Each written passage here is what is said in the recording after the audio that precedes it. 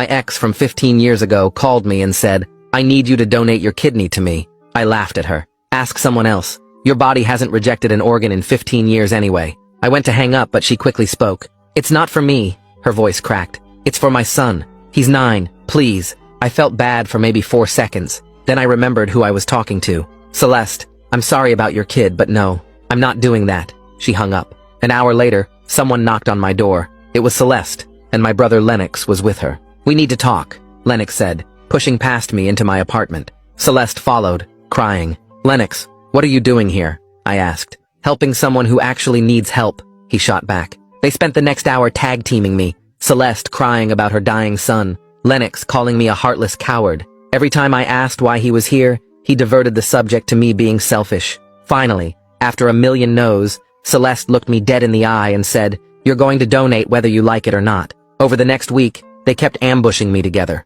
I'd be eating lunch and suddenly Lennox and Celeste would be there, causing a riot in the restaurant and yelling that I was happy to kill a child, loud enough for everyone to judge me. Then Celeste took it further. She showed up at my office, while I was on a Zoom call with the CEO, with the kid beside her, a pale, thin 9-year-old in a hospital mask. My boss was talking about a promotion when she walked him right up to my desk. "This is the man who can save your life," she told the kid, loud enough for everyone to hear. The kid looked at me with huge eyes. "Are you going to save me?" My boss stopped speaking, staring at Celeste, who had her phone out, filming. I felt my face burning. "Celeste, this isn't fair. What's not fair is letting a child die," she said, still filming. She turned to the CEO. "Your worker is choosing to let a child pass away." My boss hung up shortly, and the rumor spread like wildfire. That night, Lennox showed up at my apartment with papers, legal documents. "I talked to a lawyer," he said, spreading them on my kitchen counter. "You can be sued for failure to render aid to a minor. You could face charges."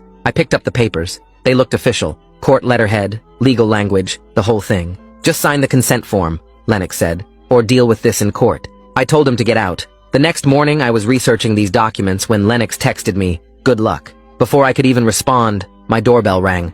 I opened it, and Celeste's entire family barged inside.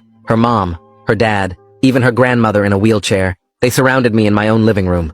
For 5 hours, they took turns. Her mom crying about losing her grandson, her dad yelling about family responsibility. The whole time I kept thinking, how did Lennox know they were coming? Were they dating behind my back? Then Celeste made a GoFundMe. She used my full name and photo. The title was, "Help us convince him to save a dying child." She wrote this whole post about how I was a match but refused to donate. It got shared 617 times in 3 days. My phone wouldn't stop. Friends asking what was happening. My mom calling, crying, asking if it was true. Celeste called me and said, "I'll take down the GoFundMe. Just say yes." I blocked her number. Unfortunately, that wasn't enough. She showed up at my apartment at 3:30 in the morning, sobbing, shaking. She said the doctors gave her son weeks, maybe days. She said she was out of options. She begged me to at least get tested, just to see if I was a real match, and if I wasn't, she'd leave me alone forever. I was exhausted. "Fine, I'll get tested. Then if I'm not a match, you leave me alone." Her whole face changed. She pulled out her phone and texted someone. 8 minutes later, Lennox knocked on my door. He had a testing kit in his hands. They both stood there as I did the cheek swab. Celeste took it and said results would come in 4 days. The results came back. I was a perfect match. But that made no sense. The odds of a non-family member matching were 1 in 20,000. Still, Celeste and Lennox showed up together that same day, celebrating, hugging. Lennox had his hand on her shoulder, rubbing her back. "We can schedule the surgery next week," Celeste said, breathless. "Oh my God, thank you, thank you." "I didn't agree to anything," I said. "But you're a match," Lennox said, almost angry. "You have to do it now. Why do you even care this much?" I asked him directly. "Why are you so involved in her kid's life?" They both went quiet. "How long have you two been together?" I asked. Celeste looked at the floor. Lennox pulled his hand away. 8 years, Lennox finally said. I stared at him. "Is the kid yours?" "That's not your business," Celeste whispered. "Then why is donating a kidney to him my business?" My voice was getting louder. Celeste started crying. Real crying, not the manipulative kind. "Because he's yours." Everything stopped. "What?" "The boy," she said, shaking. "He's your son. I didn't tell you. Lennox and I started dating right after we broke up. He's been raising him as his own." I looked at Lennox, my brother, who had always known. "You've been hiding my kid from me for 9 years?" I raised my hand to hit him. My arm dropped to my side, but my whole body kept shaking. I couldn't stop staring at Lennox, at this person who looked like my brother, but had been lying to me for 9 years straight. Celeste moved between us with her hands up like she thought I might actually swing. The words kept repeating in my head, over and over. He's yours. Your son. 9 years. I had a kid. A dying kid. And everyone knew except me. Every family gathering, every holiday, every birthday, where I'd been in the same room with my own child, and had no idea. My hands wouldn't stop trembling. I pointed at my door. Get out. The words came out way louder than I expected. Almost a yell that surprised even me. Celeste started crying again, reaching for my arm. Please, we need to talk about this. I jerked away from her touch. I said, get out. Now. She kept trying to talk, kept saying please over and over, but I couldn't hear it anymore. I walked to the door and threw it open so hard it hit the wall. Lennox hadn't moved. He just stood there looking at the floor. I'm sorry, he whispered. Leave. My voice cracked on the word. They finally walked toward the door. Celeste was still crying, still trying to say something, but I turned my back on both of them. The door slammed behind them hard enough that I felt it shake the frame. Then I was alone. I started pacing, back and forth across my living room, then into the kitchen, then back. My mind kept jumping to memories I'd buried. Thanksgiving 3 years ago when Lennox brought his kid, the boy who smiled at me with my own smile. Christmas when the kid opened presents and laughed with my laugh. 4th of July when he ran around the backyard, and I thought how much he looked like Lennox. Except he didn't look like Lennox. He looked like me. All those family photos on my mom's wall. All those times I'd ruffled that kid's hair or given him a high five, or watched him blow out birthday candles. My son. I'd been standing next to my own son, and nobody told me. My hands were still shaking 2 hours later. I couldn't make them stop. How many people knew? Mom had to know. Dad probably knew. Did my other siblings know? My aunts and uncles? Had everyone been in on this except me? Had they all been watching me interact with my own kid and just said nothing? My phone started going crazy around midnight. Text after text lighting up the screen. My mom, my dad, my sister, my brother Marcus, cousins I hadn't talked to in months. The family group chat was exploding. I watched the notifications pile up, but couldn't make myself look at them. Then my mom started calling. The phone rang and rang. I let it go to voicemail. She called again, and again, and again. 14 times she called before I finally answered. Mom. She was crying so hard I could barely understand what she was saying. Is it true? Is Lennox's boy really yours? Her voice was all broken up. I closed my eyes. Yeah, it's true. She made this sound, half sob, half gasp. Oh, honey, I'm so sorry. I didn't know what to say to that. Sorry didn't fix 9 years. Sorry didn't give me back watching my kid grow up. How long have you known? I asked. She went quiet. Mom, how long? I suspected, she whispered. For a while now. But Lennox swore it wasn't true. I told her everything. The phone calls from Celeste. The ambush at my apartment. The harassment at restaurants. The office incident with my boss on the video call. The fake legal papers Lennox brought. The GoFundMe with my name and photo. The family invasion that lasted 5 hours. The testing kit that appeared 8 minutes after I agreed. The perfect match results that made no sense until tonight. Mom listened without interrupting. When I finished, she was quiet for a long time. Have you met him? Met who? The boy. Oliver. Her voice was so soft. I felt something twist in my chest. Number. Not really. Just saw him at my office that one time. You should meet him, she said. Mom, I can't handle this right now, but he's your son. He's dying. I hung up on her. I couldn't hear that. Couldn't process that there was a 9-year-old kid with my face who was dying, and I was supposed to just what? Donate a kidney? Play dad? Pretend the last 9 years didn't happen? I didn't sleep. When morning came, I called my boss. First time I'd called in sick in 3 years. My phone buzzed an hour later with a text from him. Everything okay after yesterday's incident with the woman and child? Let me know if you need anything. I stared at that message. My entire office knew some version of this mess now. They'd all seen Celeste bring that kid to my desk. They'd all heard her tell him I could save his life. They'd all watched me say no to a dying child's face. What did they think of me? I wanted to disappear, delete my phone, move to another city, start over where nobody knew about any of this. Someone knocked on my door around noon. I almost didn't answer, but then I heard Wayne's voice. Hey man, I brought coffee. I opened the door. Wayne Tucker stood there with 2 cups and a bag of food. He's my closest friend from work. Has been for 5 years. Come in. He walked past me and set everything on my kitchen counter. I heard about what happened at the office yesterday. With the kid. I sat down hard on my couch. It's worse than you think. So I told him. The whole story from start to finish. Wayne just sat there. Every few minutes he'd mutter what the hell under his breath. When I got to the part about Lennox admitting he'd known the whole time, Wayne's jaw actually dropped. Your own brother? For 9 years? I nodded. Wayne was quiet for a long time. Then he asked the question I'd been avoiding. What are you going to do about the kid? I don't know. My voice came out flat. I'm still trying to process that I have a son. A dying son. Wayne leaned forward. Look, I get it. This is messed up. Like, really messed up. But there's a 9-year-old kid who needs help, and you're the only one who can save him. I put my head in my hands. Everyone keeps saying that. Like it's simple. Like I should just forget about 9 years of lies. It's not about forgetting, Wayne said. It's about a kid who didn't ask for any of this. He didn't lie to you. He doesn't even know you exist. He's just sick and dying. I looked up at Wayne. You think I should do it? He met my eyes. I think you need to figure out if you can live with yourself if you don't. My dad showed up that evening without calling first. I opened the door and he walked right in. His face was red. Dad, we need to talk. He wasn't asking. I've been on the phone with Lennox all day. And Celeste. And your mother. I crossed my arms. And? Dad's voice got louder. And I'm trying to understand how my son could hide something like this from his own brother. From his whole family. I felt some of the tension leave my shoulders. You're mad at him. Of course I'm mad at him. Dad started pacing the same path I'd worn into my carpet the night before. I always thought something was weird about how fast he and Celeste got together after you two broke up. But I never imagined this.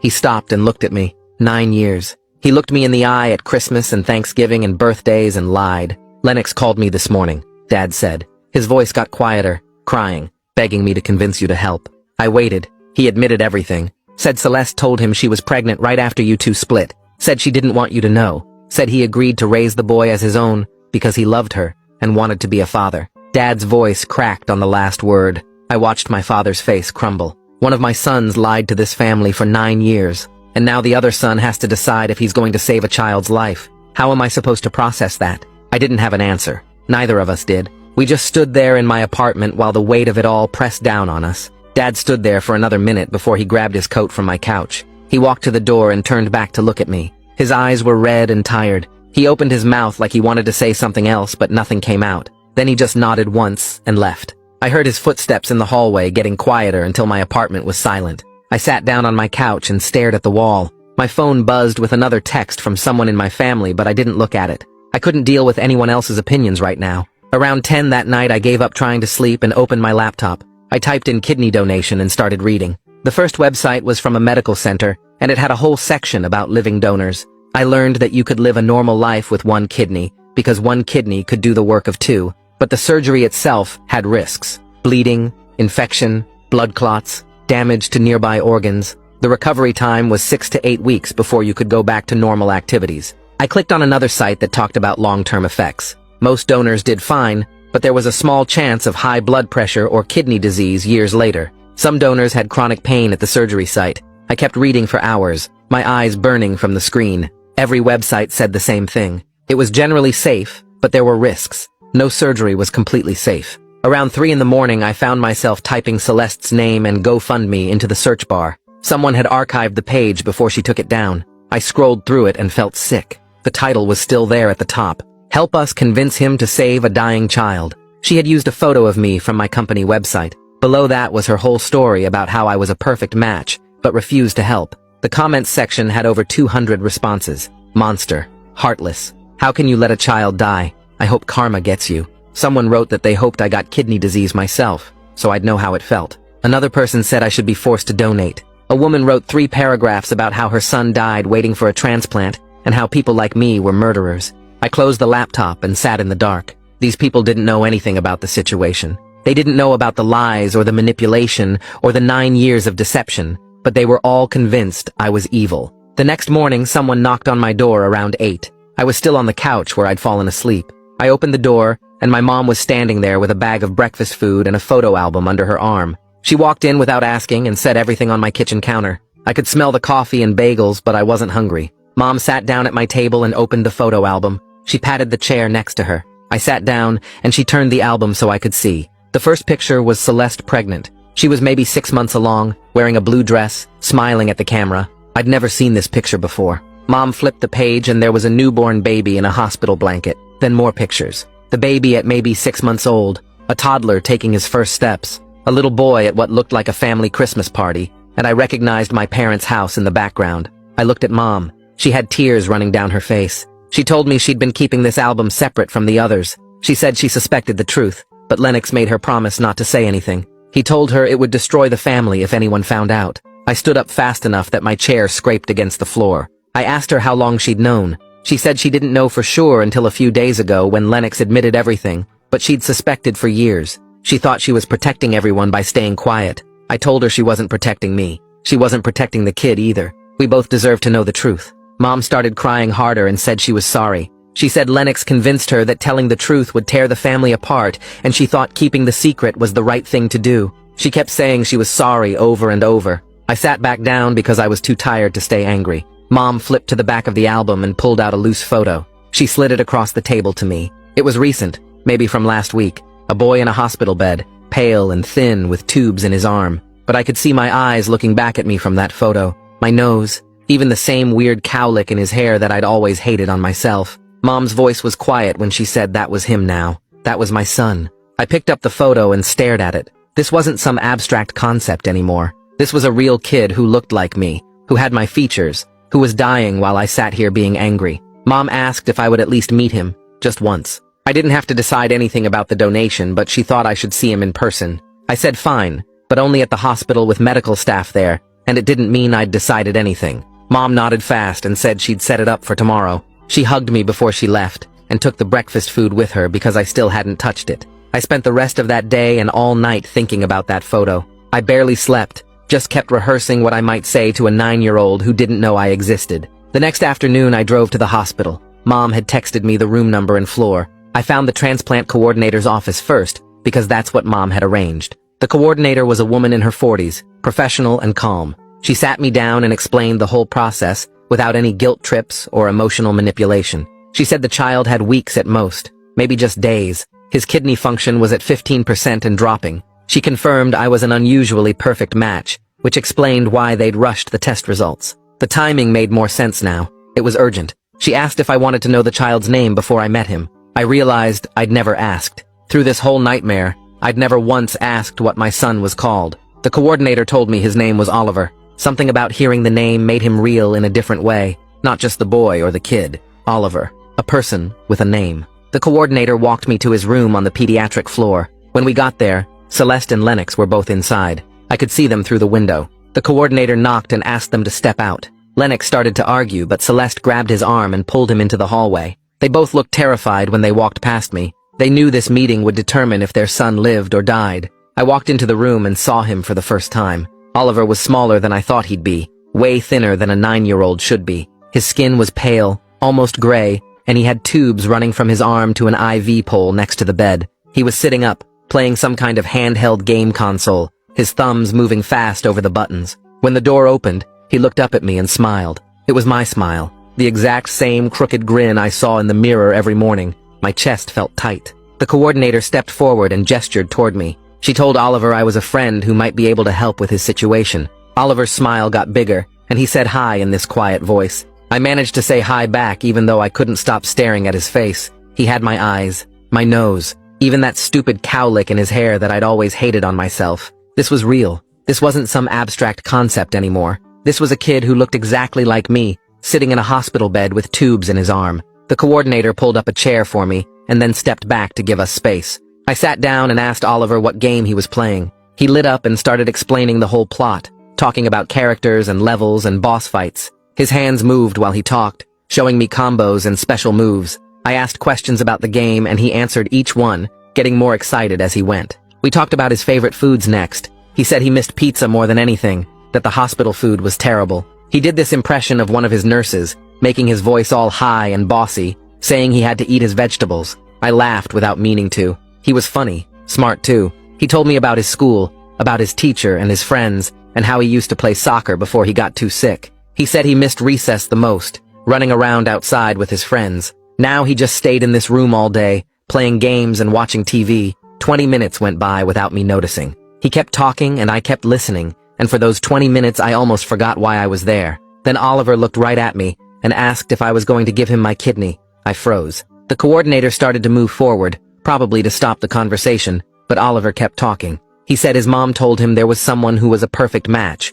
but that person hadn't decided yet. He looked at me with those eyes that were exactly like mine, and said he understood if I was scared. He said he was scared too. The surgery sounded scary and he didn't like hospitals, but he really wanted to go home and play soccer again. I didn't know what to say. My mouth opened, but nothing came out. The coordinator finally stepped in and said, "That was a conversation for another time." Oliver nodded and went back to his game. but I could see him glancing at me every few seconds, waiting for an answer I couldn't give. I left the hospital 15 minutes later without telling anyone what I'd decided, because I hadn't decided anything. I just kept seeing Oliver's face, that smile that was my smile, those eyes that were my eyes. I drove home in silence and sat in my apartment staring at the wall. My phone rang around 7 that evening. It was Wayne. I answered and he asked how the meeting went. I told him everything. How Oliver looked like me, how he was funny and smart, how he asked me directly about the kidney. Wayne was quiet for a minute, and then asked if I'd thought about what it would feel like to know I let my own kid die. Even if I didn't know he existed until a few days ago, I'd still know for the rest of my life that I could have saved him and didn't. I told Wayne I needed to go and hung up. The next morning, my phone rang again. I didn't recognize the number, but I answered anyway. A man's voice said my name, and then identified himself as Jack Lombardi, Celeste's father. I hadn't talked to him since the breakup 15 years ago. His voice was rough, angry. He said he was mad at Celeste for lying all these years, but he was desperate. His grandson was dying and I was the only one who could save him. Then he said he'd give me $50,000 to donate the kidney, cash, no questions asked. I felt my face get hot. I told him this wasn't about money. That insulted me more than anything else they'd done. He thought he could just buy my kidney like I was selling a car. I started to hang up, but he kept talking fast, apologizing. He said he was just scared. He'd watched Oliver suffer for months while they searched for a match. He'd seen his grandson get weaker every day. He didn't know what else to do. I told Jack that if I decided to do this, it wouldn't be because of money or pressure or manipulation. It would be because I decided it was the right thing to do, and I needed time to figure that out on my own. He went quiet, and then apologized again. He said he understood. He said he was just a terrified grandfather who couldn't stand watching Oliver die. He'd seen the kid go from playing soccer to barely being able to walk across a room. He admitted he was grasping at anything that might help. I told him I'd let them know when I made my decision, and hung up. That afternoon, I met with a lawyer to understand what my legal situation was. I needed to know where I stood regarding parental rights. The lawyer was a woman in her 40s who listened to my whole story without interrupting. When I finished, she explained that Lennox was listed as the father on Oliver's birth certificate. He'd been raising Oliver for 9 years. Legally, he had full custody. If I wanted parental rights, I'd have to prove paternity through a DNA test and then petition the court. That process could take months. She looked at me seriously and said, Oliver didn't have months based on what I'd told her about his condition. So even if I was the biological father, I had no legal rights to him right now. Then the lawyer pulled out the papers Lennox had showed me, the ones about failure to render aid. She looked them over and shook her head. She said they were completely fake. The court letterhead was wrong. The legal language didn't match any real statute. There was no law that said I had to donate an organ to anyone, not even my own child. Organ donation had to be voluntary, or hospitals wouldn't accept it. She said Lennox had basically created fake legal documents to scare me into agreeing. I felt angry all over again at the manipulation, but I also felt relieved. This meant whatever decision I made, it was truly my choice. No one could force me legally. No one could sue me. I was making this decision completely freely. I scheduled a consultation with a different transplant surgeon the next day. I wanted an independent medical opinion about the risks, not just information from the hospital where Oliver was treated. The surgeon was older, maybe in his 60s, and he was straightforward with me. He said the surgery was generally safe. Thousands of people donated kidneys every year, and most of them recovered fine. But there were risks. Complications during surgery were rare but possible. I'd need 6 to 8 weeks of recovery time before I could go back to normal activities. Long term, most donors lived completely normal lives, but there was a small increased risk of kidney disease later in life, especially if I developed diabetes or high blood pressure. He wanted me to understand all the facts before I made any decisions. The surgeon asked me about my relationship with the person who would receive the kidney.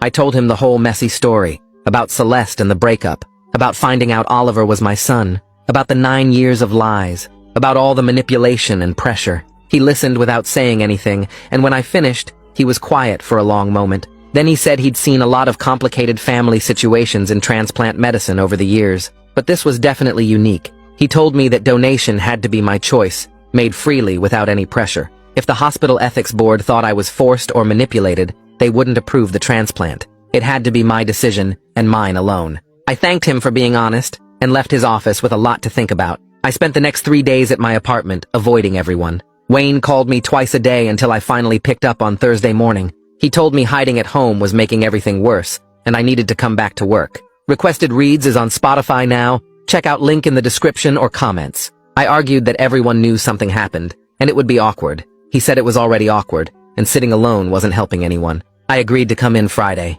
My first day back felt strange. People glanced at me when I walked to my desk. Nobody asked questions directly, but I could feel them watching. Around 10, my boss called me into his office. He closed the door and asked if I needed time off to deal with the family emergency. I appreciated that he called it that instead of asking what happened. I told him I was okay to work, and he nodded and said to let him know if that changed. At lunch, I sat alone in the break room eating a sandwich. A woman from accounting I barely knew sat down across from me. She said she saw the GoFundMe before Celeste took it down. My stomach dropped. She quickly added that she didn't donate to it because the whole thing seemed manipulative. Instead, she donated to childhood cancer research in Oliver's name. I stared at her for a second, then thanked her. She smiled and said, "Not everyone believed what they read online." After she left, I sat there feeling something shift inside me. Not everyone had judged me based on Celeste's version of events. That evening, someone knocked on my door. I opened it expecting Wayne or maybe my parents. Nadine stood there alone, looking tired and sad. She asked if she could come in.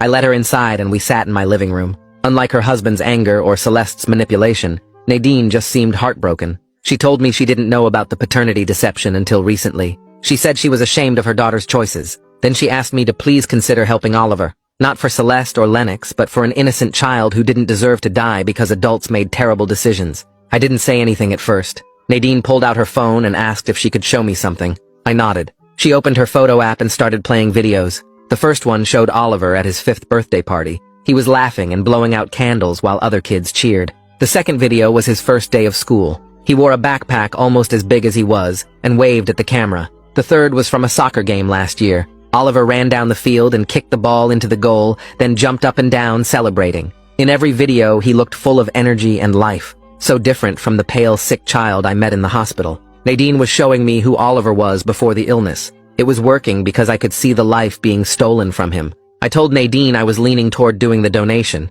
She looked up with hope in her eyes, but I said I needed to set serious boundaries about what happened after. I wouldn't be manipulated into playing happy family with people who lied to me for 9 years. Nadine agreed immediately. She said she would support whatever boundaries I needed as long as Oliver got the help he needed. She left 20 minutes later and I sat on my couch thinking about those videos. The next day, I called Lennox. I told him we needed to talk, just the two of us. He agreed right away. We met at a coffee shop neither of us usually went to, a neutral location where we wouldn't run into anyone we knew. Lennox arrived first and was sitting at a corner table when I walked in. The tension between us felt thick. I sat down across from him and we both just stared at each other for a moment. Lennox started apologizing, but I cut him off. I told him I needed to understand why he agreed to this deception in the first place. He was quiet for a long time. Then he admitted that he loved Celeste from the moment he met her at my apartment years ago. When she told him she was pregnant with my child, he saw it as an opportunity. He thought if he helped her raise the baby, she would eventually love him back. I asked him if he ever considered how wrong it was to let me miss my own child's entire life. Lennox's face crumpled, and he started crying right there in the coffee shop. He said he'd thought about it every day for 9 years, especially at big moments like Oliver's first word or first day of school. He said he convinced himself he was doing the right thing because I'd made it clear I never wanted kids, and he desperately wanted to be a father. I watched my brother cry and felt angry and sad at the same time. Lennox wiped his eyes and told me that Oliver was the best thing that ever happened to him, that he loved that boy more than anything in the world. He said he knew he didn't deserve forgiveness, but he was begging me to save Oliver's life. I told him I was considering the donation, but our relationship as brothers was permanently damaged, and I didn't know if I could ever trust him again. He nodded and said he understood. We sat there for another minute in silence, then I left. That night I called my parents. I told them I decided to move forward with the donation process. My mom started crying immediately. My dad asked what made me decide. I told them it wasn't about forgiving Celeste or Lennox. It was about Oliver, who didn't ask to be born into this mess, and didn't deserve to die because the adults in his life made terrible choices. My dad was quiet for a moment, then said he was proud of me. We talked for another hour about next steps and what the process would look like. After I hung up, I sat in my apartment feeling like I'd just made the biggest decision of my life. The next morning, I called the hospital and asked for the transplant coordinator. She answered on the second ring, and I told her I was ready to move forward with the evaluation process. Her voice shifted from professional to warm, and she said she was glad to hear from me. She explained that we needed to schedule a full medical workup for the following week, blood tests to check my kidney function and overall health, imaging scans to look at my kidney structure, a psychological evaluation to make sure I understood what I was doing, and meetings with the hospital ethics board to review the whole situation. She warned me this would take at least 2 weeks to complete all the steps. Then her voice got quieter, and she said Oliver's condition was getting worse, and she wasn't sure how much time we had. I told her to schedule everything as fast as possible. She said she'd call me back within an hour with appointment times. I spent that hour cleaning my apartment because I needed something to do with my hands. She called back and rattled off a list of dates and times. Blood work on Tuesday morning. CT scan, Tuesday afternoon. Psychological evaluation Thursday. Ethics board meeting the following Monday. I wrote everything down on a notepad and stared at the list after we hung up. This was really happening. Tuesday morning I showed up at the hospital lab at 7:30 for blood work. The technician tied a rubber band around my arm and stuck a needle in my vein. She filled 6 different tubes with my blood while making small talk about the weather. I watched my blood flow into the tubes and thought about how soon some of it would be keeping Oliver alive. The CT scan that afternoon took longer. I had to drink this chalky liquid that tasted like metal and lie completely still in a tube while the machine buzzed around me. The technician's voice came through a speaker telling me when to hold my breath. The whole thing took 40 minutes, and I kept thinking about Oliver lying in the hospital beds for months, going through worse tests than this. Thursday came, and I drove to the hospital for my psychological evaluation. The therapist was a woman in her 50s with gray hair and kind eyes. She sat across from me in a small office and asked me to explain the situation in my own words. I told her everything. The phone call from Celeste, the harassment and manipulation, the office ambush, the GoFundMe, finding out Oliver was my son, the 9 years of lies. She took notes while I talked, and her face stayed neutral. When I finished, she asked me directly if I was forced or pressured into this donation. I looked at her and said honestly that yes, there had been massive pressure and manipulation attempts, but I was choosing this freely now because I couldn't live with myself if I let my son die. She asked me if I understood the risks of the surgery. I told her I'd researched everything and knew what I was getting into. She asked if I expected anything in return for the donation. I said no, I just wanted Oliver to live. She wrote more notes and then looked up at me and said she believed I was making an informed, voluntary choice. She would recommend approval to the ethics board. I left her office feeling lighter somehow. The following Monday, I sat in a conference room facing 5 people on the ethics board. 3 doctors, a hospital administrator, and a patient advocate. They had thick folders in front of them with all my test results and evaluation reports. The lead doctor, an older man with white hair, asked me to describe my relationship with Celeste. I explained we dated 15 years ago and broke up. He asked about my relationship with Lennox. I said he was my brother, but our relationship was damaged now because of his role in hiding Oliver from me. Another board member, a woman with glasses, asked detailed questions about the manipulation attempts. I told them about the office incident, the fake legal papers, the family ambush, all of it. I could see concern on their faces as I talked. The patient advocate asked if I felt I had a choice in this decision. I said yes. I could walk away right now if I wanted to. But I was choosing to help because Oliver was my son and he was innocent in all this mess. The lead doctor said they needed to be absolutely certain I wasn't being pressured because coerced donations often lead to serious psychological problems for the donor later. I understood what he meant. If I did this feeling forced, I might resent Oliver or myself for years. But I'd worked through that already. This was my choice now. They asked me to wait outside while they discussed. I sat in the hallway for 30 minutes checking my phone and trying not to think about what would happen if they said no. Finally, they called me back in. The lead doctor said they were prepared to approve the donation, but they needed another week to finalize paperwork and coordinate with the surgical team. I nodded and thanked them. 3 days later, my phone rang at 11 at night. It was Celeste and she was crying, so hard I could barely understand her. Oliver's condition had gotten suddenly worse. His kidney function had dropped drastically. They'd moved him to intensive care. The doctors said he might not have the weeks they originally thought, maybe days. I told her I was coming to the hospital right now. I threw on clothes and drove there going 20 over the speed limit the whole way. I found the ICU on the 4th floor and a nurse directed me to Oliver's room. Celeste and Lennox were standing outside the room and Celeste's face was red and swollen from crying. I walked past them without speaking and went inside. Oliver was unconscious on the bed surrounded by machines, tubes in his arms, wires connected to monitors, a breathing tube in his mouth. The monitors beeped steadily, showing his heart rate and oxygen levels. His face was gray and his chest rose and fell with the ventilator. I stood there looking at my son and realized we were running out of time. A doctor came in and introduced himself as Oliver's nephrologist. He explained that Oliver's remaining kidney function had crashed and his body was filling with toxins.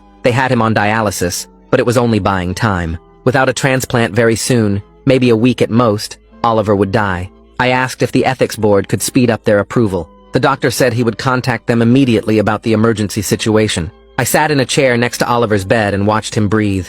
Celeste came in and stood on the other side of the bed. She didn't say anything, just put her hand on Oliver's arm. We stayed like that for 2 hours, until a nurse came in and said the ethics board had been contacted and would meet in the morning. The next day, the ethics board gave emergency approval for the donation. The lead doctor called me personally to tell me. He said, given Oliver's critical condition and their determination that I was making a free choice despite the complicated circumstances, they were approving the surgery. It was scheduled for 3 days later. That gave just enough time for final preparations and pre-surgery protocols.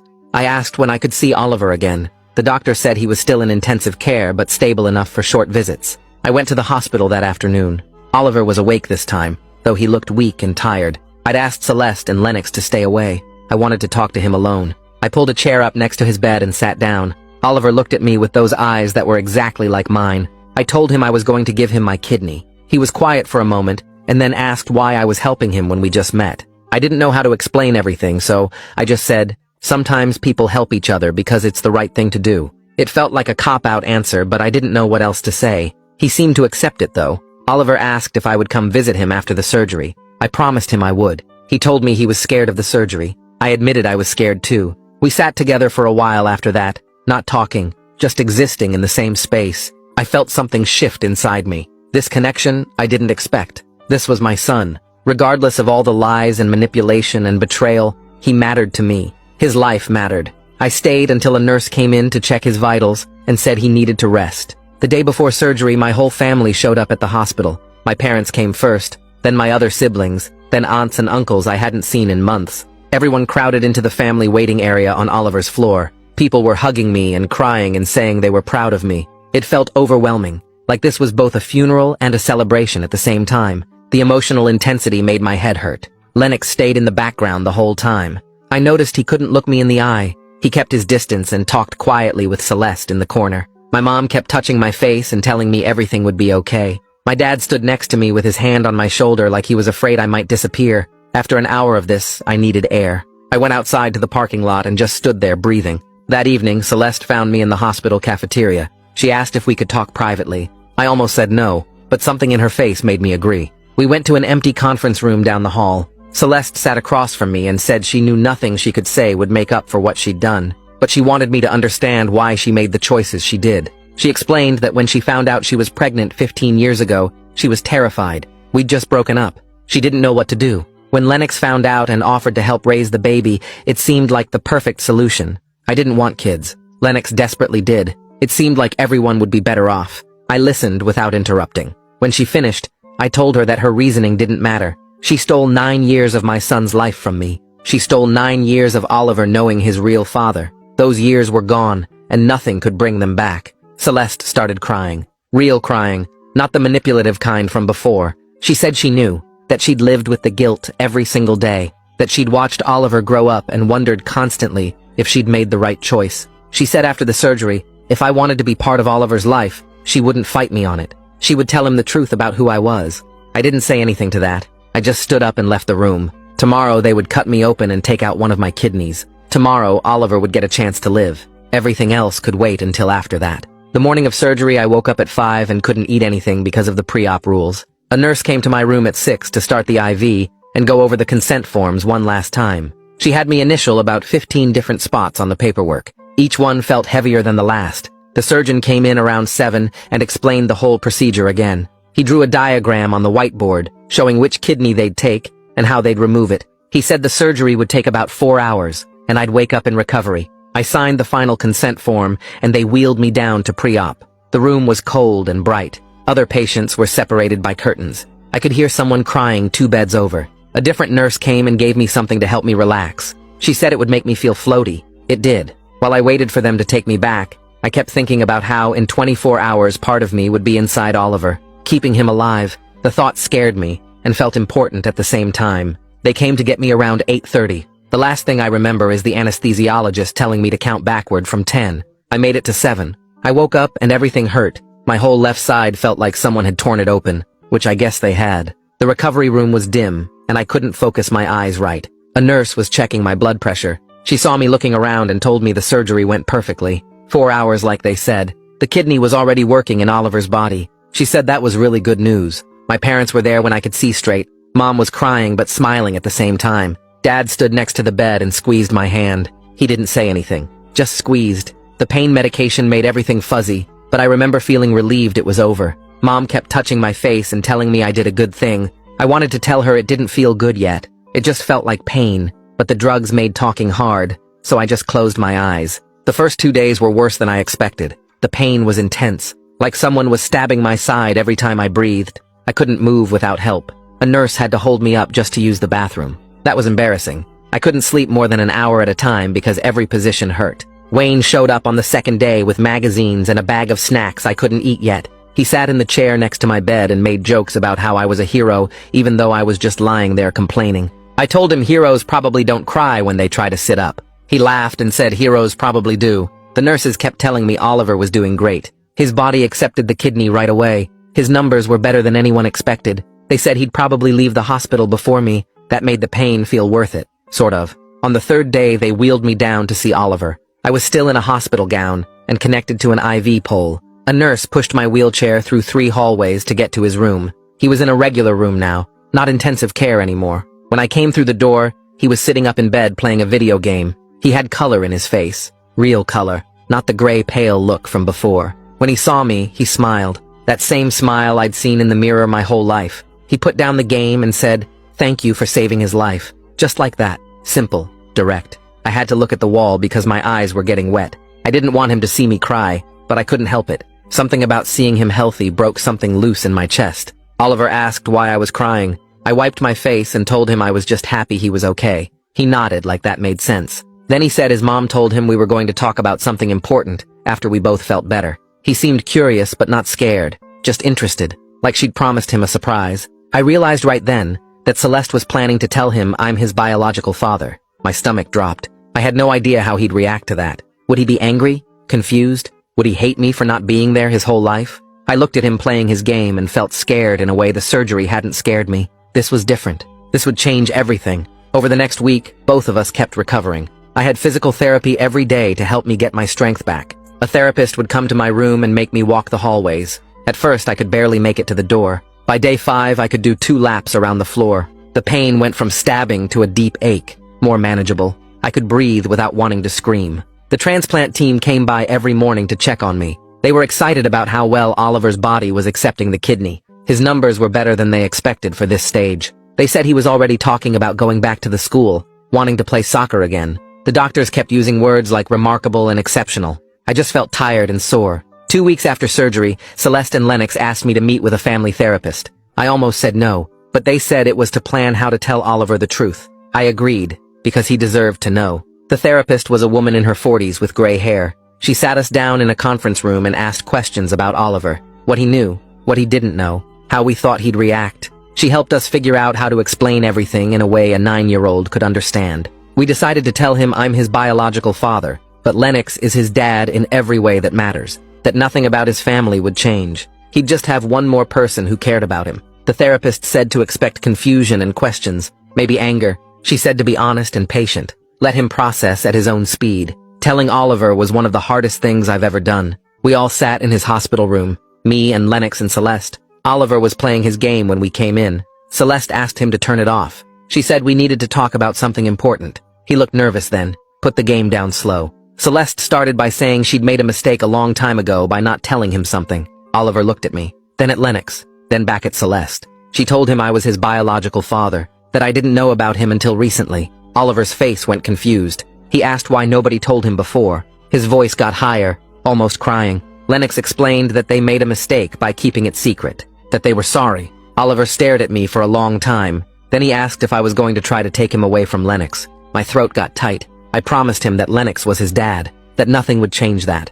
I said I just wanted to know him if he'd let me. Oliver didn't say anything, just looked down at his hands. Oliver didn't talk much for a few days after that. He was quiet when I visited, polite but distant. I didn't push him, just sat with him while he played games or watched TV. On the 4th day, he asked if he could call me by my first name instead of calling me Lennox's brother. I said yes. That felt like progress. Over the next week, he started testing things out. He'd ask Lennox about homework, then ask me about video games, like he was figuring out how to have 2 father figures, building something separate with me, different from what he had with Lennox. It was slow and careful, but it was happening. He'd tell me about school stuff, about his friends. About the soccer team he wanted to join when he was healthy enough. I'd listen and ask questions. We were building something. I didn't know what yet, but it was real. A month after surgery, the doctors cleared me to go back to work. I had restrictions on heavy lifting for another month. No carrying anything over 15 pounds. My boss welcomed me back and said the whole office had been following Oliver's recovery. People kept asking him how we were doing.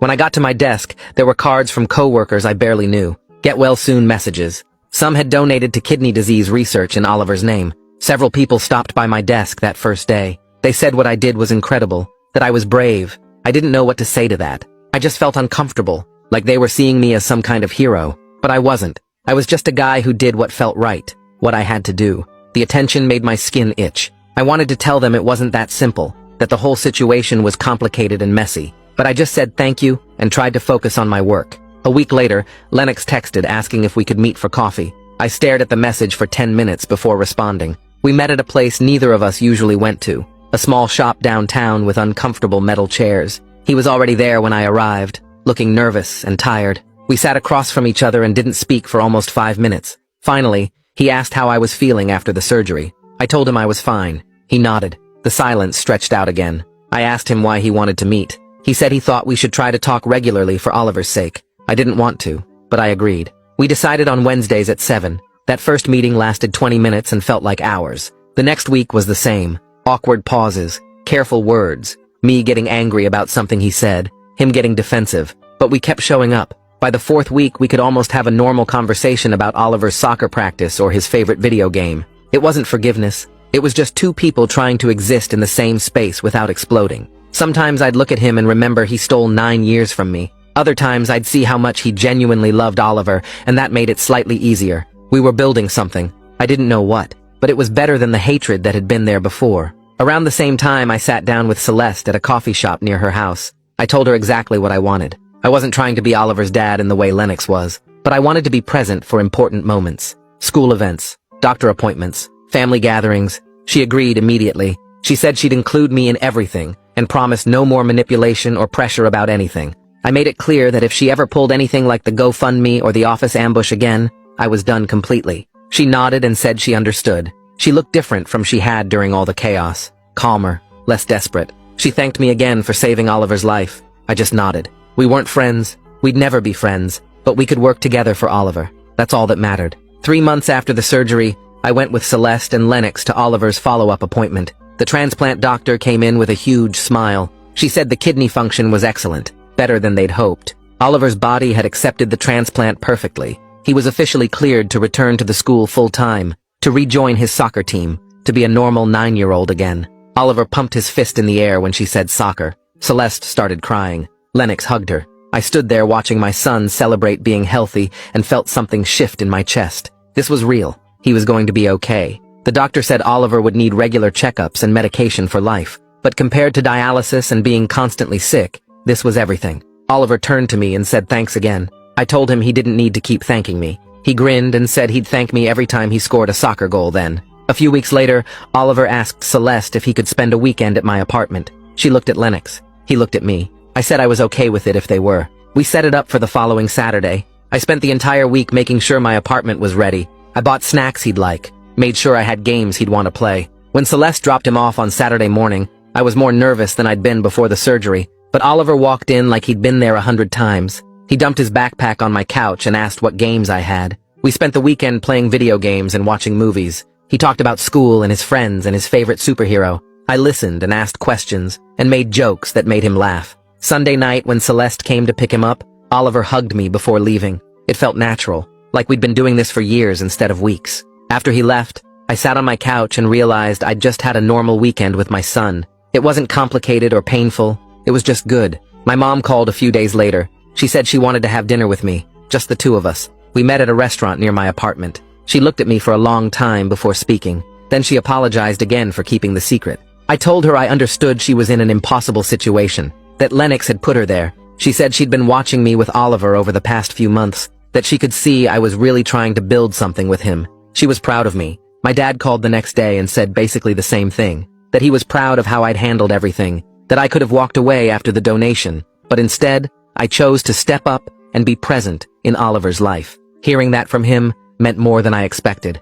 6 months after the surgery, our family had found a new normal. Oliver knew the truth about everything now. He seemed comfortable having both Lennox and me in his life. I saw him twice a week, Tuesday nights for dinner at Celeste's house, Saturday afternoons for whatever activity he wanted to do. Sometimes we went to the park, sometimes we got ice cream, sometimes we just hung out at my apartment. He started introducing me to his friends as his biological dad. The first time he did it, I froze, but he said it so casually that his friends just nodded and moved on. To them, it was just another fact about Oliver. He had 2 dads, one who raised him and one who gave him a kidney. They thought that was cool. Lennox and I kept meeting every Wednesday. We'd never have the relationship we had before. That was gone forever. But we found a way to coexist peacefully. We could be in the same room without tension. We could coordinate Oliver's schedule without fighting. Sometimes we even laughed about something together. It wasn't forgiveness. I didn't know if I'd ever fully forgive him, but it was functional. We could work together for Oliver's sake. That was enough. Looking back on everything that happened, I realized something.